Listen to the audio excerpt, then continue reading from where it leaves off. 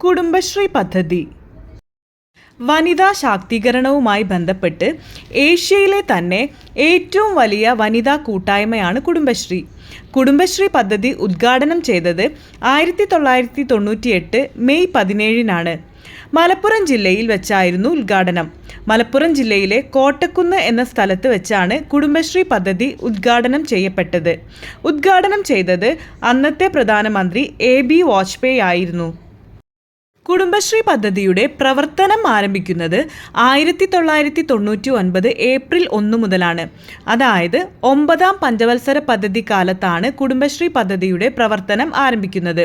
കുടുംബശ്രീ പദ്ധതി നിലവിൽ വരുമ്പോൾ അന്നത്തെ മുഖ്യമന്ത്രി EK നായനാർ ആയിരുന്നു. കുടുംബശ്രീ പദ്ധതി നിലവിൽ വരുമ്പോൾ അന്നത്തെ തദ്ദേശ സ്വയംഭരണ മന്ത്രി പാലോളി മുഹമ്മദ് കുട്ടിയായിരുന്നു. കുടുംബശ്രീയുടെ ആദ്യത്തെ എക്സിക്യൂട്ടീവ് ഡയറക്ടറായിരുന്നു ജെയിംസ് വർഗീസ്. കുടുംബശ്രീയുടെ രൂപീകരണത്തിലേക്ക് നയിക്കപ്പെടാൻ കാരണം ഒരു കമ്മിറ്റിയാണ്.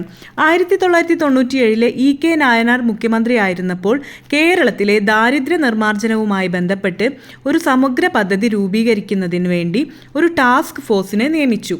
ആ ടാസ്ക് ഫോഴ്സിന് നേതൃത്വം നൽകിയത് തോമസ് ഐസക് ആണ്. തോമസ് ഐസക്, പ്രകാശ് ബക്ഷി, SM വിജയാനന്ദ് ഇവരടങ്ങുന്ന സമിതിയുടെ പ്രവർത്തന ഫലമായിട്ടാണ് കുടുംബശ്രീ എന്ന സംവിധാനം നിലവിൽ വന്നത്. സ്റ്റേറ്റ് പുവർട്ടി റാഡിക്കേഷൻ മിഷൻ എന്നു പറയുന്ന ഒരു ദൗത്യത്തിന് കീഴിലായിട്ടാണ് കുടുംബശ്രീ നിലവിൽ വന്നത്. കുടുംബശ്രീ രജിസ്റ്റർ ചെയ്തിട്ടുള്ളത് സ്റ്റേറ്റ് പുവർട്ടി റാഡിക്കേഷൻ മിഷൻ എന്ന പേരിലാണ്. കുടുംബശ്രീ എന്ന വാക്കുകൊണ്ട് ഉദ്ദേശിക്കുന്നത് കുടുംബത്തിൻ്റെ ഐശ്വര്യം എന്നാണ്. പ്രോസ്പെരിറ്റി ഓഫ് ഫാമിലി എന്നാണ് കുടുംബശ്രീ എന്ന വാക്കിൻ്റെ അർത്ഥം. സ്ത്രീകളിലൂടെ കുടുംബങ്ങളിലേക്ക്, കുടുംബങ്ങളിലൂടെ സമൂഹത്തിലേക്ക് എന്നതാണ് കുടുംബശ്രീയുടെ ആപ്തവാക്യം. കുടുംബശ്രീയുടെ ലക്ഷ്യങ്ങൾ എന്തെല്ലാം എന്ന് നോക്കാം.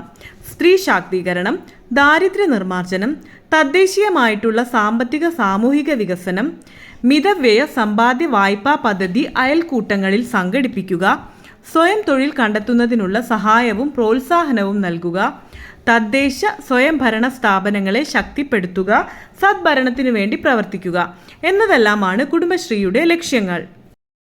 3 ഘടകങ്ങളാണ് കുടുംബശ്രീക്കുള്ളത്. കുടുംബശ്രീയുടെ ഏറ്റവും താഴത്തെ ഘടകമാണ് അയൽക്കൂട്ടം. അയൽക്കൂട്ടത്തിന് മുകളിൽ നിൽക്കുന്ന ഘടകമാണ് ADS അഥവാ ഏരിയ ഡെവലപ്മെൻറ്റ് സൊസൈറ്റീസ്. കുടുംബശ്രീയുടെ ഏറ്റവും മുകളിൽ നിൽക്കുന്ന ഘടകമാണ് CDS അഥവാ കമ്മ്യൂണിറ്റി ഡെവലപ്മെൻറ്റ് സൊസൈറ്റീസ്.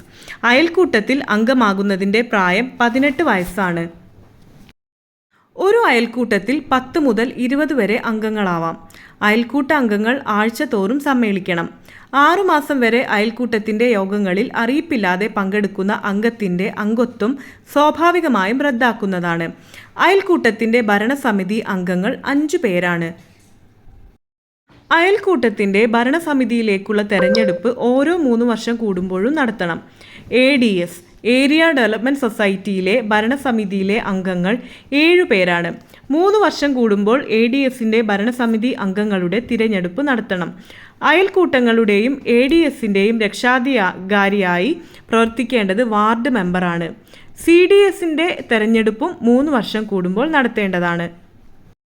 കുടുംബശ്രീ നിലവിൽ വരുന്നതിന് മുൻപ് പരീക്ഷണാടിസ്ഥാനത്തിൽ കുടുംബശ്രീയുടെ പ്രവർത്തനങ്ങൾ ആദ്യം നടന്ന ജില്ലകളാണ് ആലപ്പുഴയും മലപ്പുറവും. കേരളത്തിലെ ആദ്യത്തെ അയൽക്കൂട്ടം നിലവിൽ വന്നത് കണ്ണൂർ ജില്ലയിലെ കല്യാശ്ശേരിയിലാണ്. കേരളത്തിലെ ആദ്യത്തെ ട്രാൻസ്ജെൻഡർ അയൽക്കൂട്ടമാണ് മനസ്വിനി. മനസ്വിനി നിലവിൽ വന്നത് കോട്ടയം ജില്ലയിലാണ്. 6 മാസം മുതൽ 3 വയസ്സുവരെയുള്ള കുട്ടികളുടെ പോഷകാഹാരവുമായി ബന്ധപ്പെട്ട കുടുംബശ്രീയുടെ പദ്ധതിയാണ് അമൃതം. ഭവനങ്ങൾ നിർമ്മിക്കുന്നതിനുള്ള സഹായങ്ങൾ, വായ്പകൾ എന്നിവ സംബന്ധിച്ച കുടുംബശ്രീയുടെ പദ്ധതിയാണ് ഭവനശ്രീ. കുടുംബശ്രീയുടെ നേതൃത്വത്തിൽ നടപ്പിലാക്കുന്ന മാനസിക വെല്ലുവിളി നേരിടുന്ന കുട്ടികൾക്കുള്ള സ്കൂളാണ് ബഡ് സ്കൂൾ. കൃഷിഭൂമി പാട്ടത്തിനെടുത്ത് കൃഷി ചെയ്യുന്ന കുടുംബശ്രീയുടെ പദ്ധതിയാണ് ഹരിതശ്രീ. ചെറുകിട സംരംഭങ്ങളെ ലാഭകരമാക്കി മാറ്റുന്നതിനുള്ള കുടുംബശ്രീയുടെ പദ്ധതിയാണ് ജീവനം ഉപജീവനം. ഏതെങ്കിലും തരത്തിൽ ആക്രമണത്തിനിരയാകുന്നവർക്ക് സഹായത്തിനു വേണ്ടിയുള്ള ജെൻഡർ ഹെൽപ്പ് ഡെസ്ക് ആണ് സ്നേഹിത. കുടുംബശ്രീയുടെ ഖരമാലിന്യ സംസ്കരണ പദ്ധതിയാണ് തെളിമ.